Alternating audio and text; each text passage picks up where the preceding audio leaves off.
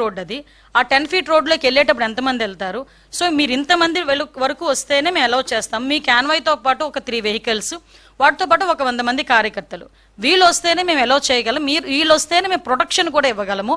కాబట్టి మీరు దీన్ని అర్థం చేసుకోండి అని చెప్పి అక్కడ ఉన్న ప్రతి నాయకుడికి కూడా నోటీసులు అనేవి సర్వ్ చేశారు, ఇన్ఫర్మేషన్ అనేది సర్వ్ చేశారు. ఆఫ్ కోర్స్ అయిపోయింది. అవసరమైన అయినప్పటికీ కూడా వాళ్ళని చుట్టుపక్కల నియోజకవర్గాల నుంచి వేల కొద్దీ ఈరోజు రేపు ఇంతమంది రావాలి అంతమంది రావాలని వాళ్ళు వాట్సాప్ గ్రూప్లో పెట్టుకున్న తర్వాత మాకున్న ఇంటెలిజెన్స్ రిపోర్ట్ ప్రకారం వీళ్ళందరూ మొబిలైజ్ చేస్తున్నారన్న సంగతి తెలిసి అతనికి Z+ సెక్యూరిటీ అనే వ్యక్తిగా అతనికి ఇవ్వాల్సిన సెక్యూరిటీని ప్రాపర్ వేలో మేమందరం కూడా మేము ఇవ్వగలిగాం, ఇచ్చాం కూడా. ఇచ్చిన తర్వాత మనం చూస్తే ఆ జగన్మోహన్ రెడ్డి షో చేశాడు, ఒక రోడ్ షో చేశారు. అతను వెళ్ళేదేమో ఒక పరామర్శకి వెళ్తున్న వ్యక్తి రోడ్ షో చేస్తున్నాడు. ఇంచుమించుగా అతని ఇంటి దగ్గర నుంచి తాడేపల్లిలో అతని ఇంటి దగ్గర నుంచి 10:30కి స్టార్ట్ అయిన వ్యక్తి సాయంత్రం 4 గంటలకి ఆ రెంటపల్లి వెళ్ళారంటే ఒకసారి ఆలోచన చేయండి, ఎంత స్లోగా మూవ్ అయ్యి ఎంత రోడ్ షో చేసుకుని ఆయన వెళ్ళారో ఒక్కసారి జనాలు కూడా అర్థం చేసుకోవాలి.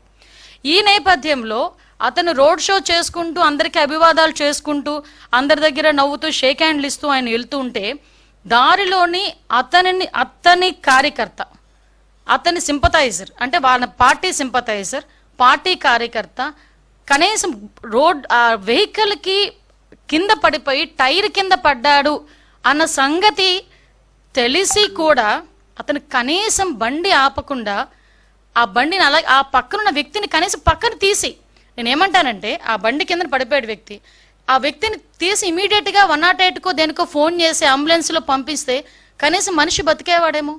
ఎంత అంటే దాన్ని ఏ పదాలు ఉపయోగించుకోవాలో కూడా అర్థం కావట్లేదండి. ఎంత నిరంకుశంగా కనీసం దయ జాలి లేకుండా ఆ వ్యక్తిని అలాగే ఈడ్చి ముళ్ళ పొదల్లో పడేశారు. తర్వాత అతన్ని చూసి పోలీస్ డిపార్ట్మెంట్ వాళ్ళు 108కి ఫోన్ చేసి ఇమీడియట్గా డిపార్ట్మెంట్ వాళ్ళు హాస్పిటల్కి పంపిస్తే హాస్పిటల్కి వెళ్ళిన తర్వాత అతను చనిపోయాడని డాక్టర్స్ చెప్పడం జరిగింది. కనీసం అతను ఆ కార్ కింద పడిన తర్వాత అయినా ఇమీడియట్గా హాస్పిటల్కి పంపించి ఉంటే ఆ మనిషి బతికేవాడు కదా. అంటే ఇంత దారుణంగా దాన్ని ఏమంటారంటే కనీసం జాలి దయ లేకుండా కూడా మనుషులు ఉంటారా? మనిషి జన్మకి ఒక అర్థం ఉంటుంది, దేనంటే ఒక జాలి దయ ఎమోషన్స్ ఇవన్నీ ఉంటాయి. ఏ ఎమోషన్స్ లేని కాకి లాంటి ఒక కాకి చచ్చిపోతే 100 కాకులు వస్తాయి. ఒక రోడ్డు మీద ఒక కుక్క చచ్చిపోతే 4-5 కుక్కలు వచ్చి కనీసం తీసి పక్కన పెట్టినంత వరకు అక్కడే చుట్టూ తిరుగుతూ అరుస్తూ ఉంటాయి. అలాంటిది సాటి మనిషి, దట్టు వైసీపీ కార్యకర్త, నీ మీటింగ్ గురించి నీ ర్యాలీ గురించి నువ్వు పిలిస్తే వచ్చినవాడు దళితుడు, నీ కారు కడ్డంగా నీ కారు టైర్ కింద నలిగిపోతే తీసి హాస్పిటల్కి తీసుకెళ్ళగలిగేలేనంత దౌర్భాగ్యమైన పరిస్థితిలో ఈరోజు జగన్మోహన్ రెడ్డి ఉన్నాడా? అంత నిర్దయగా జగన్మోహన్ రెడ్డి ఉన్నాడా? అంటే అతనికి జగన్మోహన్ రెడ్డి రాజకీయ లబ్ధి తప్పించి మనుషుల ప్రాణాలంటే లెక్కలేదా? ఇంత ఉన్మాద పరిస్థితిలో కూడా రాజకీయ నాయకులు ఉంటారా? నిజంగా నాకైతే చాలా ఆశ్చర్యం అనిపిస్తుందండి. ఇలాంటి సిచ్యువేషన్ నుంచి తన నిర్లక్ష్యంగా 2 చనిపోయారు. అతని నిర్లక్ష్య కారణంగా ఆ రోజు సింగయ్య మళ్ళీ ఇంకొక అబ్బాయి రెడ్డి 2 చనిపోయారు. 2 చనిపోయినా కూడా తన పర్యటన కొనసాగిస్తూనే ఉన్నాడు.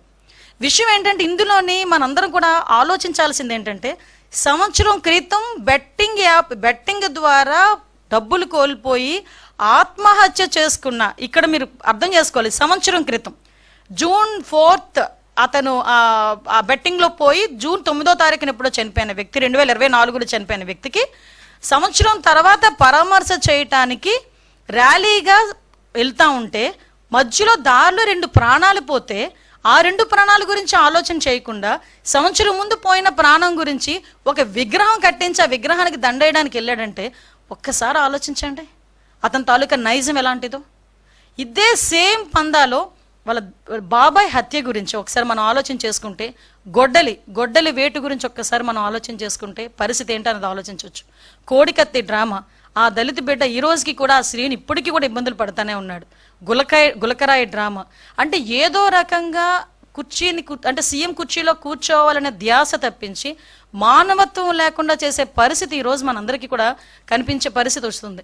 నేనేమంటానంటే అప్పటికీ కూడా ఇంకా సమర్థించుకోవడం ఎంత దారుణంగా సమర్థించుకుంటున్నాడంటే వాళ్ళ నాయకులందరూ బయటకు వచ్చి ఇదేదో మార్ఫింగ్ చేశారు, ఇలా చేశారు, అలా చేశారని క్లియర్గా వీడియోలో కనిపిస్తుంది. సింగయ్య అనే దళితుడు ఆ కారు కింద పడి నలగడం క్లియర్గా కనిపిస్తూ ఉంది. ఇటువంటి పరిస్థితుల్లో కూడా కనీసం ఆపకుండా వెళ్ళిపోయే పరిస్థితి కనిపించింది.